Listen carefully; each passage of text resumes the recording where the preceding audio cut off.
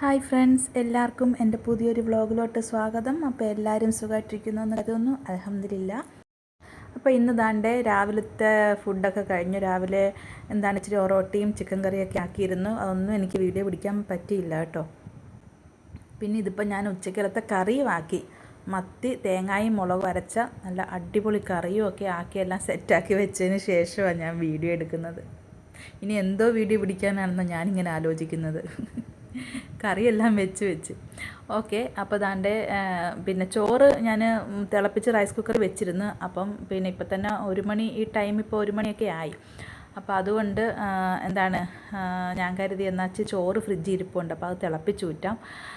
അപ്പോൾ അതങ്ങ് എടുക്കാം. പിന്നെ ഫ്രഷ് ചോറ് ബാലൻസ് ഉണ്ടെങ്കിൽ നമുക്കത് ഫ്രിഡ്ജിൽ വെക്കാം, വൈകുന്നേരത്തേക്ക് ഫ്രിഡ്ജ് വെക്കാം എന്നൊക്കെയുള്ള രീതിയിലാണ്. അപ്പം ചോറ് റൈസ് കുക്കറിൽ ഇരിപ്പുണ്ട്. ഇപ്പോൾ ഫ്രിഡ്ജിലെ ചോറെടുത്ത് ഞാൻ ചൂടാക്കി തിളപ്പിച്ചൂറ്റുമായിരുന്നു. പിന്നെ ഞാൻ ഇപ്പം മീൻകറി ഓൾറെഡി വെച്ചെന്ന് പറഞ്ഞല്ലോ.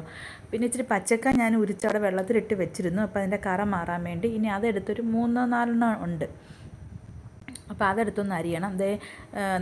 ചോറ് തിളപ്പിച്ച് ഊറ്റിയപ്പം നമ്മുടെ സ്റ്റൗവിലെല്ലാം കഞ്ഞിവെള്ളം വീണിട്ടുണ്ട്. അപ്പോൾ അതൊക്കെ ഒന്ന് കഴുകി, എനിക്കിതൊക്കെ കാണുമ്പോൾ അപ്പോഴേ അതൊന്ന് വൃത്തിയാക്കിയില്ലെങ്കിൽ എനിക്കൊരു മനസ്സിനൊരു തൃപ്തിയില്ല കേട്ടോ. അപ്പോൾ അതുകൊണ്ട് കൈയോടെ ചൂടാണെങ്കിൽ തടത്തുണി വെച്ച് പിടിച്ചെങ്കിലും പൊക്കി ഞാൻ കഴുകി കൊണ്ടുവന്ന് അവിടെ വെക്കും. എന്നാലേ പിന്നെ നെക്സ്റ്റ് ജോലി ചെയ്യാനുള്ളൊരു ഒരു തോന്നലുണ്ടാകത്തുള്ളൂ. പിന്നെ ഈ സ്റ്റവിൻ്റെ ആ റിങ്ങിലൊക്കെ കാണുന്ന ഒരുമാതിരി തുരുമ്പ് പിടിച്ചതുപോലത്തത്, അത് എത്ര തേച്ചിട്ടൊന്നും മാറുന്നില്ല കേട്ടോ. അതങ്ങനെ തന്നെ ഇരിപ്പുണ്ട്. ഓക്കെ. പിന്നെ ഞാൻ പച്ചക്ക ചെറിയ കഷ്ണങ്ങളായിട്ട് സ്ക്വയർ പീസായിട്ടൊക്കെ അരിഞ്ഞെടുക്കുമായിരുന്നു. ഇത് വളരെ പെട്ടെന്ന് വേകുന്നൊരു സംഭവം. ഒരു ഇച്ചിരി വെള്ളം ഇച്ചിരി എണ്ണ ഒഴിച്ച് ഉപ്പ് ഇട്ട് കഴിഞ്ഞാൽ അത് അവിടെ കിടന്ന് വെന്തോളും. ഒരു 5-10 മിനിറ്റ്, 10 മിനിറ്റ് പോലും വേണ്ട ഈ പച്ചക്ക വാടി വരാൻ. അല്ലെങ്കിൽ പിന്നെ നമ്മളിപ്പം വെള്ളം ഒഴിക്കേണ്ട ആവശ്യമൊന്നുമില്ല. ഇച്ചിരി എണ്ണയ്ക്കകത്ത് പിന്നെ അടി പിടിക്കുമോ എന്നുള്ളൊരു പ്രശ്നമേ ഉള്ളൂ. നമ്മൾ ശ്രദ്ധിച്ചാൽ തീ കുറച്ചിട്ടുണ്ട്. അങ്ങനെയാണെങ്കിലും കുഴപ്പമൊന്നുമില്ല. ഇച്ചിരി വെള്ളവും ഉപ്പ് ഇട്ട് വേവിച്ചെടുത്താൽ, വെള്ളമല്ല, വെളിച്ചെണ്ണ ഉപ്പ് ഇട്ട്, എണ്ണ ഉപ്പ് ഇട്ട് വേവിച്ചെടുത്താൽ മതി, അതങ്ങ് വെന്തോളും. പിന്നെ നമ്മൾ പണ്ട് മുതലേ ഇങ്ങനെ ഇച്ചിരി വെള്ളത്തിൽ വേവിച്ച് ആ ഒരു ശീലം, പണ്ട് വീട്ടിലൊക്കെ എങ്ങനെയാണല്ലോ, എണ്ണ കുറച്ചൊഴിച്ചിട്ട് വെള്ളത്തിൽ വേവിക്കും. അച്ചിങ്ങപ്പയറൊക്കെ ആണെങ്കിലും വെള്ളത്തിൽ അങ്ങോട്ട് വേവിച്ചിട്ട് ലാസ്റ്റ് ഇച്ചിരി എണ്ണ തൂകി മെഴുക്ക് പുരട്ടിയൊക്കെ ആയിട്ട് മുളക് പൊടിയും അല്ലെങ്കിൽ പച്ചമുളകൊക്കെ ഇട്ട് വേവിച്ചിട്ട്, ഇപ്പം മുളക് പൊടി ഇടാത്തയാണെങ്കിൽ ലാസ്റ്റ് മുളക് പൊടി ഇട്ട്, അല്ലെങ്കിൽ പച്ചമുളക് ഇടുന്നതാണെങ്കിൽ നേരത്തെ വെള്ളം ഒഴിച്ച് വേവിക്കുമ്പോൾ പച്ചമുളക് ഇട്ടങ്ങോട്ട് വേവിക്കും. ലാസ്റ്റ് ഇച്ചിരി എണ്ണ ഒന്ന് തൂകി ഇങ്ങനെ റെഡിയാക്കി എടുക്കും. ഇതാണ് മെഴുക്ക് പുരട്ടി സ്ഥിരം ഉണ്ടാക്കുന്നത്. അപ്പം ഇതിപ്പം ഞാനിപ്പം ഇച്ചിരി നമ്മുടെയൊക്കെ ഇഷ്ടാനുസരണം നമുക്ക് ചെയ്യാമല്ലോ. ഇച്ചിരി വെള്ളം ഒഴിച്ച് ഇച്ചിരി ഉപ്പ് ഇട്ട് ഇച്ചിരി എണ്ണ ഒഴിച്ച് അങ്ങോട്ട് അടുപ്പത്ത് വെക്കുക. സാവകാശം അതങ്ങോട്ട് വേകുക. പിന്നെ നമ്മളത് വെന്തെല്ലാം വെള്ളമൊക്കെ വറ്റി വരുമ്പോഴത്തേക്കിനും നമുക്കൊരിച്ചിരി മുളക് പൊടിയോ എന്തെങ്കിലും ഒന്ന് തൂകി കൊടുത്താൽ മതി. നമ്മുടെ മെഴുക്ക് പുരട്ടി ആകും. പിന്നെ ഓരോരുത്തരും ഓരോ വെറൈറ്റിയിലുണ്ടാകുന്നു. ചിലപ്പോൾ തേങ്ങാപ്പീര ഇട്ട് പിന്നെ തേങ്ങ അരച്ച് ചേർത്ത് തോരൻ പോലെ ആക്കും. ചിലപ്പോൾ തേങ്ങാപ്പീര മാത്രമായിട്ട് അരയ്ക്കാതിടും. അതൊക്കെ ഓരോരുത്തരുടെയും. മെഴുക്ക് പുരട്ടിക്കകത്ത് തേങ്ങാപ്പീര ഇട്ടെടുക്കും. ഓരോ വെറൈറ്റി നമുക്ക് ഇഷ്ടമുള്ളതനുസരിച്ച് ഉണ്ടാക്കാം. എനിക്കിപ്പം സമയമൊന്നും ഇല്ലാത്തതുകൊണ്ട് ധൃതി പിടിച്ച് അങ്ങനെ ആക്കി. കാരണം ഇവിടുത്തെ വാപ്പായ്ക്ക് ചോറ് കൊടുക്കുന്ന ടൈമും കഴിഞ്ഞതുകൊണ്ട് പെട്ടെന്നൊന്ന് വേവിച്ച് എണ്ണയും ഉപ്പും മുളക് പൊടിയൊക്കെ ഇട്ടൊന്ന് എടുത്തതേ ഉള്ളൂ. അതുകൊണ്ട് കൊടുത്ത് ഫുഡൊക്കെ കഴിച്ച് ഇവിടുത്തെ വാപ്പ ഫുഡ് കഴിച്ചു. പിന്നെ ഞങ്ങളൊക്കെ ഉള്ളു കഴിക്കാൻ. പിന്നെ മോനാണെങ്കിലും ഇതൊന്നും പോരാ, ഇതിൻ്റെ കൂടെ മുട്ട ഓംലെറ്റും കൂടെ വേണം. പിന്നെ നമ്മുടെ മീൻ എന്തെങ്കിലും പൊരിച്ചതൊക്കെ ഉണ്ടെങ്കിലും നമുക്ക് ഒരു മുട്ടയോ വല്ലതും ഒന്ന് പൊരിച്ച് സൈഡ് വെച്ച് കൊടുക്കണം. അപ്പോൾ അങ്ങനെ മുട്ട പൊരിച്ചതും ആക്കിയിട്ടുണ്ട്. ഈ മുട്ട അതല്ല കേട്ടോ, ഇത് വൈകുന്നേരത്തെ മുട്ട പൊരിച്ചതാണ് കാണിക്കുന്നത്. ഒരു ദിവസം കുറച്ച് കൂടുതൽ മുട്ടയൊക്കെ പൊരിക്കും. അപ്പോൾ ഇതിപ്പം പിന്നെ മോള് ഞാൻ കടയിൽ പോയപ്പോഴത്തേക്കിനുണ്ടല്ലോ, നമ്മുടെ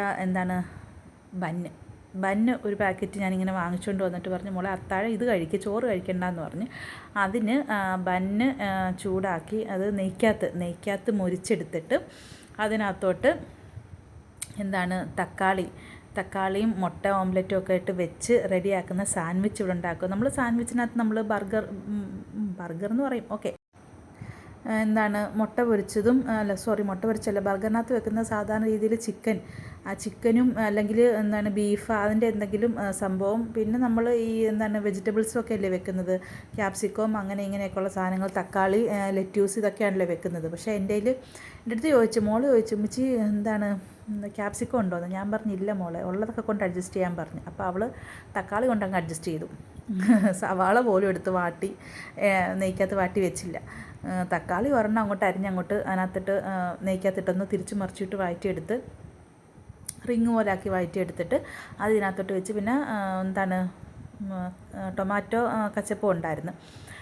അപ്പം 2 ബന്ന അങ്ങനെ ആക്കിയെടുത്തത്. അപ്പോൾ ആങ്ങളെയും പെങ്ങളും അതങ്ങനെ കഴിച്ചു.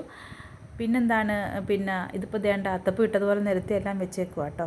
അപ്പോൾ ഇതിൻ്റെ പകുതി എടുത്ത് അവൾ അതിനകത്ത് വെക്കും, മുട്ട പൊരിച്ചിട്ട് അതിനകത്തിട്ട് വെച്ച് സാൻഡ്വിച്ചാക്കി കൊണ്ടുപോയി കഴിച്ചു. ഞാൻ എപ്പോഴും വിചാരിക്കുന്ന അത്താഴം ഇത് കഴിക്കണമെന്ന്. പക്ഷേ എനിക്ക് ഇതൊന്നും വൈകുന്നേരം കഴിച്ചാലേ വലിയ വയറുവേദനയും പ്രശ്നങ്ങളൊക്കെ ഉണ്ടാക്കുന്നതുകൊണ്ട് ഞാൻ ഇതിനകത്തോട്ട് വലിയൊരു മൈൻഡ് കൊടുക്കത്തില്ല. അപ്പോൾ ശരിക്കും പറഞ്ഞാൽ ഒരു പ്രത്യേകതയുണ്ട്. ഈ വർഷത്തെ ലാസ്റ്റ് വീഡിയോ ആണിത്. അപ്പോൾ ഇതിപ്പം അപ്ലോഡ് ചെയ്യുമ്പോൾ ന്യൂ ഇയറിൻ്റെ അന്നായിരിക്കും അപ്ലോഡ് ചെയ്യുന്നത്. ഞാനിതിപ്പം വീഡിയോ എടുത്തതും റെക്കോർഡ് ചെയ്തതും എല്ലാം ഇന്ന്, അതായത് ഡിസംബർ 31-നാണ്. അപ്പോൾ എല്ലാവർക്കും അഡ്വാൻസ്ഡ് ഹാപ്പി ന്യൂ ഇയർ. അപ്പോൾ ഇത് അപ്ലോഡ് ചെയ്യുന്ന ദിവസം ന്യൂ ഇയർ ആയിരിക്കും. അപ്പോൾ എല്ലാവർക്കും ന്യൂ ഇയർ ആശംസകൾ. അപ്പോൾ എല്ലാവർക്കും ഈ വീഡിയോ ഇഷ്ടപ്പെട്ടെന്ന് കരുതുന്നു. ഇഷ്ടപ്പെട്ടെങ്കിൽ ലൈക്ക് ചെയ്യുക, ഷെയർ ചെയ്യുക, സബ്സ്ക്രൈബ് ചെയ്യുക, കമൻറ്റ് ചെയ്യുക. എല്ലാവരും ഒന്ന് കമൻറ്റ് അറിയിക്കണേ, അഭിപ്രായങ്ങൾ അറിയിക്കണേ. അതുപോലെ ഒന്ന് ലൈക്ക് ചെയ്ത് സപ്പോർട്ട് ചെയ്യണേ. അതുപോലെ പ്ലീസ് സബ്സ്ക്രൈബ്.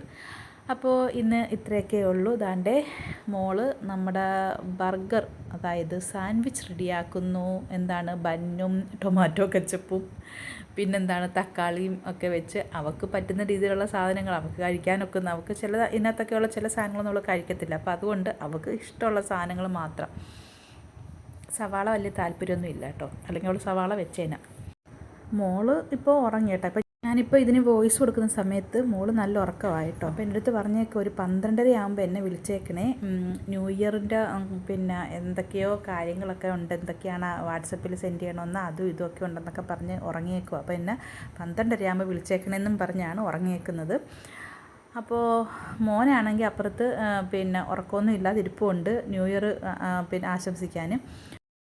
അപ്പോൾ ഇന്നുകൊണ്ട് 2025 അവസാനിക്കുകയാണ്. നാളെ ഇനി 26 തുടങ്ങുകയാണ്, ജനുവരി 1. ഓക്കെ, അപ്പോൾ ഇത്രയൊക്കെ ഉള്ളു.